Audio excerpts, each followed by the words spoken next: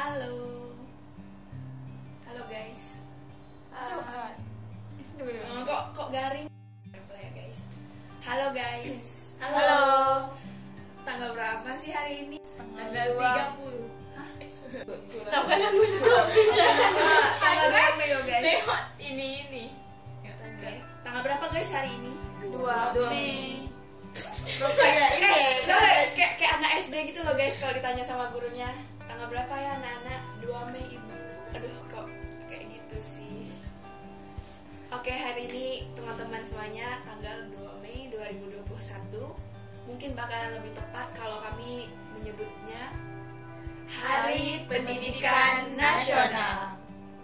Oke, berhubung hari ini Hari Pendidikan Nasional, aku bakalan ngobrol bareng 4 teman aku yang udah hadir juga di sini. Ada di samping aku udah ada Ayu Maharani. Halo Ayu. Halo guys. Ada juga Hesti Fitriasari. Halo. Ada Indah Setiawati. Halo guys. Dan ada satu tamu yang nggak diundang yang kalian juga belum kenal pastinya. Ada Anissa Rizky Rahayu. Halo Nisa. Annyeong. Oh, dari Korea ya guys. Oke. Jadi sebenarnya hari ini aku juga nggak tahu harus ngomongin apaan sama teman-teman aku yang udah hadir di sini. Tapi kami bakalan coba buat saling bertukar pikiran, isi kepala mengenai definisi Hari Pendidikan Nasional. Menurut masing-masing pasti beda-beda lah ya kan? Iya dong. Hari Pendidikan Nasional menurut harapan masing-masing itu pasti beda, aku yakin banget. Oke, jadi kemarin aku juga udah buka-buka nih di Google ya, melihat tema besar Hari Pendidikan Nasional tahun ini tuh temanya serentak bergerak wujudkan merdeka belajar.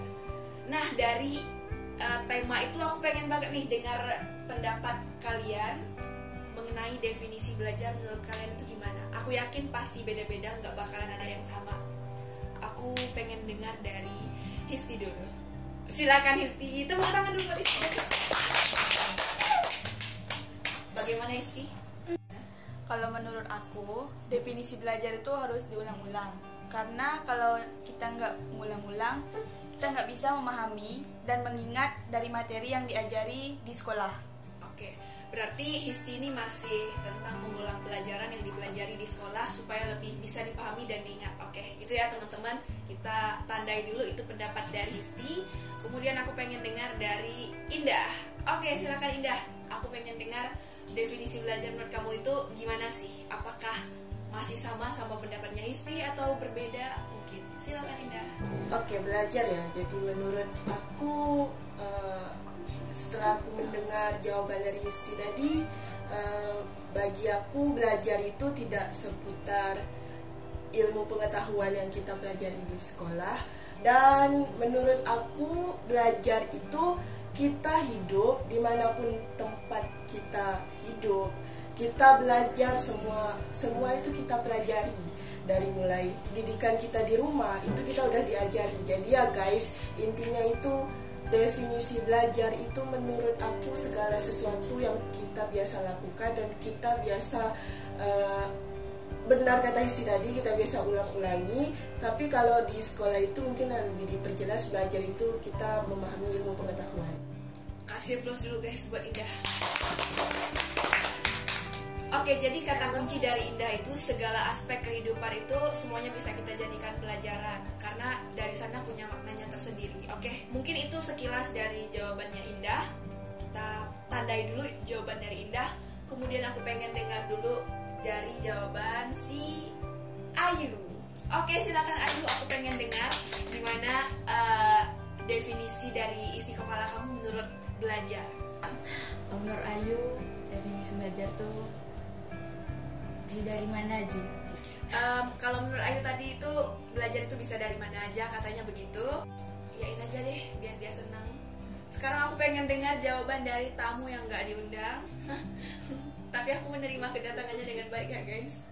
Anissa Rizky Rahayu. Silakan Nisa, aku pengen dengar jawaban dari kamu gimana tentang definisi belajar.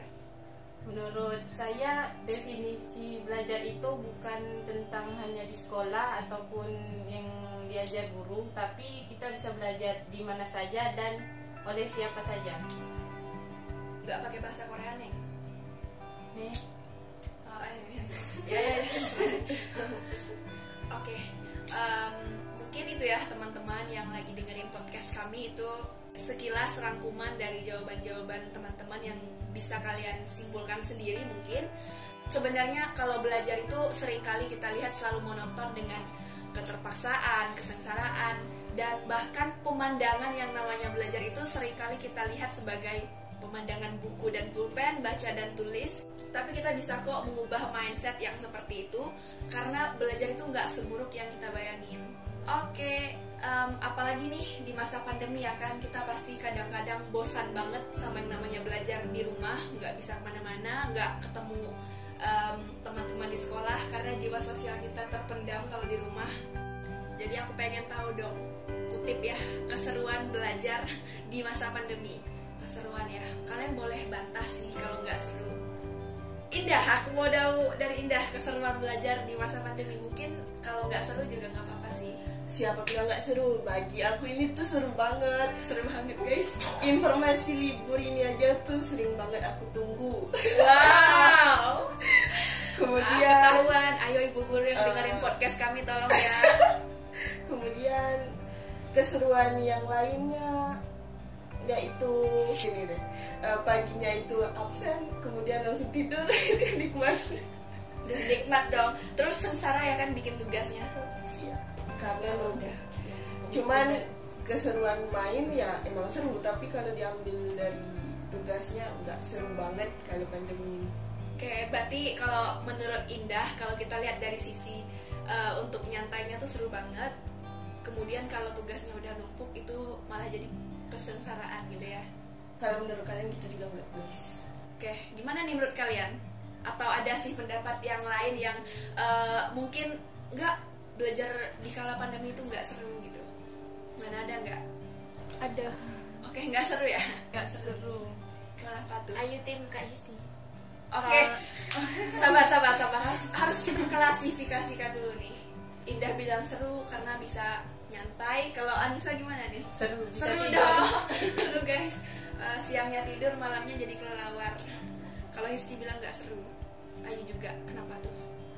Karena tugas numpuk, bisa bikin stres. Pas deadline tuh baru mau buat gitu. Berarti semangat buat belajarnya tuh muncul ketika Ngejar deadline. udah tiba deadline-nya ya. Ayu? tak sekolah tuh tak seru. Oh tak seru. Oh nggak ketemu sama Oh, dia. iya. Nggak ketemu sama dia dong. Jadi seru. Bercanda guys, bercanda.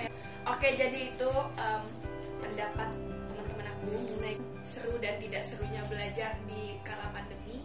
Jadi sebenarnya ini keharusan kita di masa pandemi, haruskan pemerintah buat belajar di rumah dan gunakan kesempatan itu sebaik-baik mungkin, karena pemerintah udah berbaik hati supaya kita nggak ketularan yang namanya corona si cantik ini di sekolah.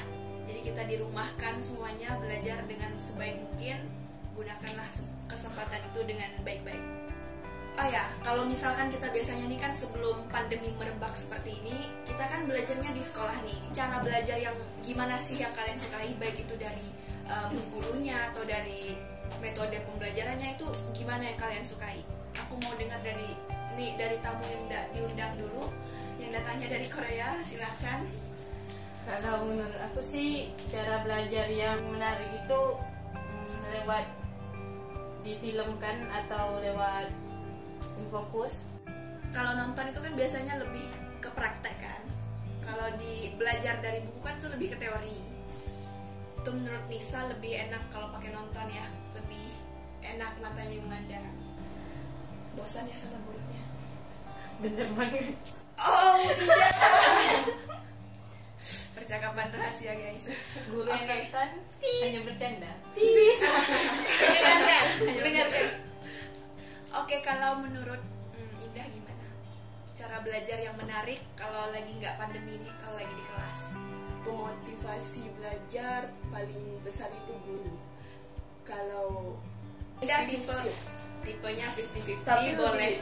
Kalau untuk metode belajarnya sendiri itu lebih seneng dengerin daripada nulis. Kemudian kemudian lebih senang analisis daripada kalau dikasih mencari. suatu permasalahan tuh Ya, lebih lebih senang senang menganalisis. menganalisis. Berarti tipe Indah lebih senang bermain dengan isi kepalanya ketimbang dengan ilmu yang udah pasti. Kan itu harus diingat gitu kan. Oke, itu jawaban dari si Mawar ya guys. masih ingat ya guys episode 3. Oke, itu jawaban dari si Mawar. Kita lanjut ke Hesti. Udah lama sekolah ya. Gimana nih pengalamannya? Suka cara belajar yang bagaimana nih, baik dari gurunya ataupun dari diri sendiri? Kalau menurut aku cara belajar yang seru tuh tergantung dari gurunya. Oh, guru. Oke, berarti guru berpengaruh besar dalam hidup Histi dalam proses pembelajaran. Tapi kalau menurut aku,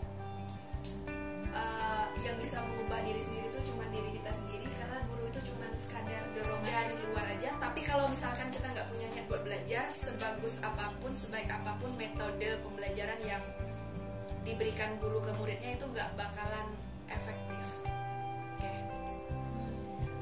Itu mungkin kita udah dari definisi, udah dari seru nggak serunya belajar di masa pandemi, sampai cara belajar yang kalian sukai di sekolah itu seperti apa. Terakhir, aku mau kalian berikan pendapat ataupun harapan kalian di Hari Pendidikan Nasional ini, buat anggap aja itu motivasi buat diri sendiri. Silakan, Indah. Harapan aku sendiri di Hari Pendidikan Nasional ini sebenarnya untuk aku sendiri juga. Pengennya itu semua metode belajar yang buruk itu dirubah, dimulai dari Hari Pendidikan Nasional ini. Dan harapan itu juga semoga pendidikan di Indonesia ini jauh lebih baik. Kemudian metode-metode yang sudah ditetapkan itu juga aku pengennya itu lebih supaya anak didik ini tuh merasa bahwa belajar itu asik, enak, dan semua itu intinya belajar. Oke, mungkin agak sulit dipahami tapi aku bisa menangkap dari penjelasan Indah. Katanya begini, metode pembelajaran di Indonesia semoga mulai hari ini bisa berubah semakin baik lagi metode pembelajarannya. Kemudian dari peserta didiknya juga nggak pesimis ya, because life is too short to be pessimistic. Oke, kemudian itu dari Indah ya guys, dari Mawar. Aku pengen dengar dari Histi. Silakan Histi, bagaimana harapannya untuk Hari Pendidikan Nasional ini? Harapan untuk Hari Pendidikan Nasional, semoga seluruh pelajar di Indonesia, terkhususnya aku sendiri, bisa lebih menghargai waktu untuk meminimalisir untuk belajar. Oke, menghargai waktu ya. Berarti suka menyia-nyiakan waktu kayaknya. Ya. Dengan banyak santai dan rebahan. Oke, silakan Anissa. Gimana harapannya buat Hari Pendidikan Nasional? Gini, kita menaruh sebuah harapan, kita berharap harapan itu balik ke diri kita sendiri, karena yang harus berubah, yang membawa perubahan besar itu ketika diri sendiri itu berubah gitu. Kalau diri sendiri nggak berubah-berubah, perubahan itu nggak akan pernah terjadi gitu. Oke, begitulah harapan dari teman-teman saya ya, teman-teman yang sedang mendengarkan podcast teman-teman saya hari ini. Apa sih? Oke, jadi intinya belajar itu nggak harus tentang buku dan pulpen, baca dan tulis, nggak. Itu adalah hal yang salah banget buat aku, karena seluruh aspek dari kehidupan kita di bumi ini bisa kita jadikan pelajaran. Hidup dalam pesimis, dalam ketakutan, dalam kekhawatiran itu nggak enak banget. Setiap kita ngelakuin sesuatu, aku bisa nggak ya, aku bisa nggak ya nyelesain hal ini, berhasil nggak ya, kira-kira sukses nggak? Stop. Hidup itu terlalu singkat buat dihabiskan menjadi seorang pesimis. Kita bisa ngelakuin apapun sesuai minat bakat passion kita masing-masing, tapi ingat, kita juga harus menyesuaikan dengan kebutuhan di era sekarang. Kita bisa ngelakuin apapun selagi itu bermanfaat, selagi itu produktif. Ya mungkin kalau manfaatnya nggak kerasa sekarang, 5-10 tahun lagi baru kerasa juga nggak apa-apa. Hitung-hitung juga nabung bekal buat masa depan kan. Mungkin itu aja dari kami podcast hari ini. Terlebih dan kurang kami semuanya mohon maaf. Selamat Hari Pendidikan Nasional. Stop, jangan lagi menyia-nyiakan waktu, because life is too short to be wasted. Terima kasih dan Sampai jumpa.